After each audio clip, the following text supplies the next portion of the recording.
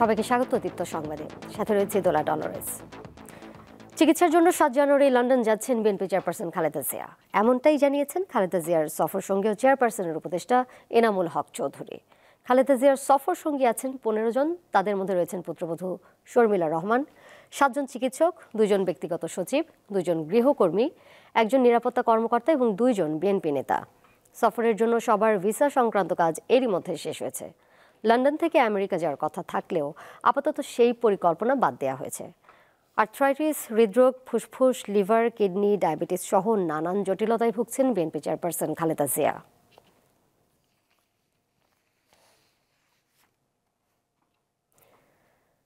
জাতি ঐক্যবদ্ধ ছিল বলেই স্বৈরাচারের পতন হয়েছে, এমনটাই মন্তব্য করেছেন বিএনপির স্থায়ী কমিটির সদস্য AZM জাহিদ হোসেন। দুপুরে জাতীয় প্রেস ক্লাবে জাতীয়তাবাদী টেক্সটাইল ইঞ্জিনিয়ার্স অ্যাসোসিয়েশনের আলোচনা সভায় তিনি কথা বলেন। অন্তর্বর্তী সরকারকে উদ্দেশ্য করে জাহিদ হোসেন বলেন, প্রশাসনের ভেতরে ঘাপটি মেরে থাকা স্বৈরাচারের দোসরদের চিহ্নিত করে সরিয়ে দিতে না পারলে নানা ষড়যন্ত্র হতেই থাকবে। দেশের মানুষের আকাঙ্ক্ষা বুঝে তাদের অধিকার ফেরত দেওয়ার আহ্বান জানান তিনি।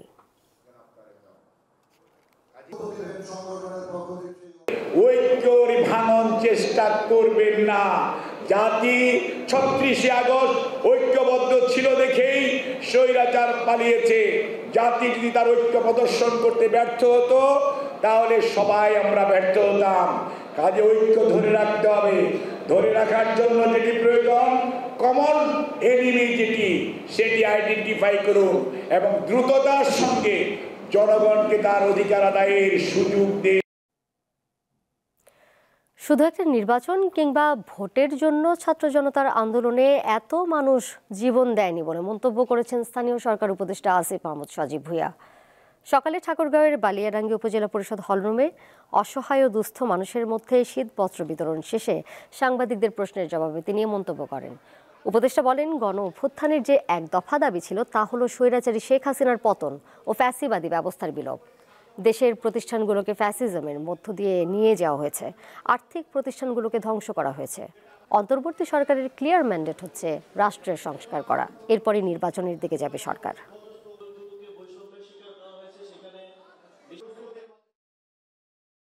আপনারা জানেন এই গণঅভ্যুত্থানের যে এক দফা ছিল, সেই এক দফা ছিল স্বৈরাচারী শেখ হাসিনার পতন এবং ফ্যাসিবাদী ব্যবস্থার বিলোপ। সেই জায়গা থেকে এক দফার বাস্তবায়ন হিসেবে আমরা মনে করি সংস্কার কার্যক্রম অত্যন্ত গুরুত্বপূর্ণ এবং শুধুমাত্র একটা নির্বাচন কিংবা ভোটের জন্য এত মানুষ জীবন দেয়নি। প্রায় 200 শতাধিক আমরা ধারণা করছি আমাদের শহীদ এবং 20,000-এরও বেশি আহত। দেশের জনগণের প্রত্যাশা পূরণে কাজ করতে চিকিৎসকদের প্রতি আহ্বান জানিয়েছেন জামায়াতে ইসলামীর আমির ডাক্তার শফিকুর রহমান। সকালে রাজধানীর আগারগাঁওয়ে জাতীয় চিকিৎসক সমাবেশে যোগ দিয়ে প্রধান অতিথির বক্তব্যে তিনি বলেন, চিকিৎসকদের সর্বোচ্চ মেধা দিয়ে চিকিৎসা খাতকে নতুন করে গড়ে তুলতে হবে। ন্যাশনাল ডক্টরস ফোরাম এই সমাবেশের আয়োজন করে। এতে সারা দেশ থেকে 2000-এরও বেশি চিকিৎসক যোগ দেন। অনুষ্ঠানে বিগত সরকারের আমলে বঞ্চিত চিকিৎসকদের পদোন্নতি প্রদান, স্বাস্থ্য ক্যাডার বিলুপ্ত না করা, বিএমডিসিকে কার্যকর করা সহ 14 দফা দাবি জানান চিকিৎসক নেতারা। স্বাস্থ্য সেবার ক্ষেত্রে একটা বিপ্লব আসুক, এটা আমি প্রত্যাশা করি। এই ক্ষেত্রে আপনাদের কাছে আমার চাওয়া মাত্র 2টা, যে কিছু মানুষকে রিসার্চের জন্য নিজেকে কুরবানি করে দিতে হবে। একটা impressive, smart and skill service এই দেশের জনগণকে উপহার দেওয়া। তার জন্য আর কিচ্ছু লাগে না, জাস্ট একটা সফট অ্যান্ড ক্লিন হার্ট লাগে। বেতন ভাতা ও ছুটি নিয়ে ক্ষোভের জেরে এমভি বাখেরা জাহাজের লস্কর আকাশ মণ্ডল ওরফে ইরফান চেতনানাশক ওষুধ খাইয়ে 7 জনকে হত্যা করেছে। আজ কুমিল্লায় এক সংবাদ সম্মেলনে এই কথা জানান র্যাব 11-র উপ অধিনায়ক মেজর সাকিব হোসেন। চাঁদপুরে মেঘনায় জাহাজের 7 খুনের সঙ্গে জড়িত সন্দেহে আকাশ মণ্ডলকে গ্রেপ্তার করেছে র্যাব। তাকে বাগেরহাটের চিতলমারি এলাকা থেকে গ্রেপ্তার করে র্যাব 11। এর আগে মঙ্গলবার রাতে হাইমচর থানায় অজ্ঞাত ডাকাত দলকে আসামি করে মামলা করেন জাহাজের মালিক মাহবুব মোর্শেদ। ওই মামলার এজাহারে জাহাজের মালিক ঠিকানাবিহীন জনৈক ইরফান নামে এক ব্যক্তির নাম উল্লেখ করেন। নৌপুলিশ জানিয়েছে, জাহাজে হামলার ঘটনায় আহত জুয়েল বর্তমানে ঢাকা মেডিকেল কলেজ হাসপাতালে চিকিৎসাধীন আছেন।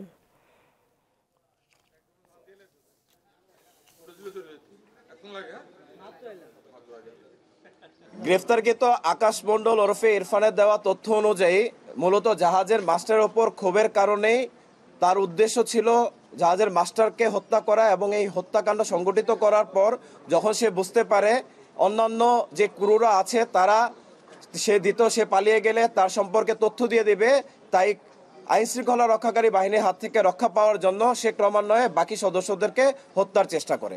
আজ খ্রিস্টান ধর্মাবলম্বীদের সবচেয়ে বড় ধর্মীয় উৎসব শুভ বড়দিন। সারা বিশ্বের মতো বাংলাদেশের খ্রিস্ট ধর্মের মানুষেরাও ধর্মীয় আচার, প্রার্থনা ও আনন্দ উৎসবের মাধ্যমে দিনটি উদযাপন করছেন।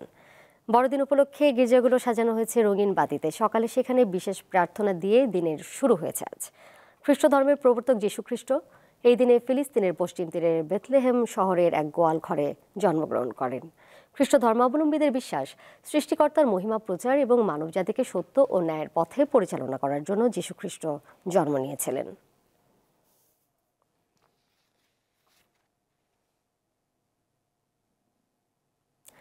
ধর্ম বর্ণ নির্বিশেষে সবাইকে দেশের কল্যাণে কাজ করার আহ্বান জানিয়েছেন রাষ্ট্রপতি মোহাম্মদ শাহাবুদ্দিন। বড়দিন উপলক্ষে দুপুরে বঙ্গভবনে খ্রিস্ট ধর্মাবলম্বীদের সঙ্গে শুভেচ্ছা বিনিময় অনুষ্ঠানে তিনি আরও বলেন, সকল ধর্মের মূল কথাই হচ্ছে মানুষের সেবা ও কল্যাণ। বাংলাদেশ সাম্প্রদায়িক সম্প্রীতির দেশ উল্লেখ করে এদেশের সব ধর্মের মানুষ আচার অনুষ্ঠানাদি স্বাধীনভাবে ও আনন্দ ঘন পরিবেশে আবহমান কাল থেকেই পালন করে আসছে বলেও জানান রাষ্ট্রপতি। অনুষ্ঠানে খ্রিস্টান সম্প্রদায়ের নেতৃবৃন্দ সহ ঢাকায় নিযুক্ত বিদেশি কূটনীতিকরাও উপস্থিত ছিলেন। সকল ধর্মের মূল কথা হচ্ছে মানুষের সেবা ও কল্যাণ। তাই ধর্ম বর্ণ নির্বিশেষে সকলকে দেশ ও জনগণের কল্যাণে কাজ করতে হবে। বাংলাদেশ সাম্প্রদায়িক সম্প্রীতির দেশ এবং এটা বিশ্বের একটি অনন্য উদাহরণ। এদেশের সকল ধর্মের মানুষ নিজ নিজ ধর্ম ও আচার অনুষ্ঠানাদি স্বাধীনভাবে ও আনন্দ ঘন পরিবেশে আবহমান কাল থেকেই পালন করে আসছে। বিশ্ব ইজতেমার মর্যাদা রক্ষায় তাবলিগ জামাতের দুই পক্ষের মধ্যে সমতা নিশ্চিত সহ 11 দফা দাবি জানিয়েছে ঢাকা বিশ্ববিদ্যালয়ের সাদ অনুসারী শিক্ষার্থীরা। দুপুরে ঢাকা বিশ্ববিদ্যালয়ের কেন্দ্রীয় লাইব্রেরির সামনে সংবাদ সম্মেলনে শিক্ষার্থীরা বলেন, সাদ অনুসারীরা বারবার বৈষম্যের শিকার হয়েছে। মূলত বৈষম্যের কারণেই সম্প্রতি ইজতেমা ময়দানে সহিংসতার ঘটনা ঘটেছে। তারা অভিযোগ করেন, এক পক্ষ আরেক পক্ষের অনুসারীদের উপর বিভিন্নভাবে হামলা করছে। এসব ঘটনা বন্ধে সরকারের হস্তক্ষেপ চান শিক্ষার্থীরা। এছাড়া হত্যাকাণ্ডের ঘটনায় বিচার বিভাগীয় তদন্তও চান তারা। খেলার খবর, পাকিস্তান সুপার লিগের ড্রাফটে নাম লিখিয়েছেন বাংলাদেশি তারকা পেসার মুস্তাফিজুর রহমান। আইপিএলের সবশেষ আসরে চেন্নাই সুপার কিংসের হয়ে খেলেছিলেন মুস্তাফিজ। 9 ম্যাচে 9.26 ইকোনমির রেটে 14 উইকেট শিকার করেন বাংলাদেশের এই পেসার। গত আসরে ভালো পারফরমেন্স করলেও এবারের আইপিএলের নিলামে দল পাননি তিনি। 2017-18 মৌসুমে লাহোর কালান্দার্সের হয়ে পিএসএল খেলেছিলেন মুস্তাফিজ। 5 ম্যাচে নিয়েছিলেন 4 উইকেট।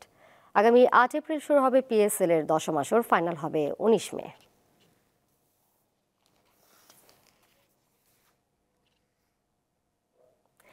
এই ছিল এখনকার মতো। পরের সংবাদ নিয়ে ফিরবো বিকাল 5টায়। দেখার আমন্ত্রণ রইল। এছাড়া আরও তথ্য এবং বিনোদনের নানা খবর জানতে যুক্ত থাকুন দীপ্ত ডিজিটাল প্ল্যাটফর্মে। সবাইকে ধন্যবাদ।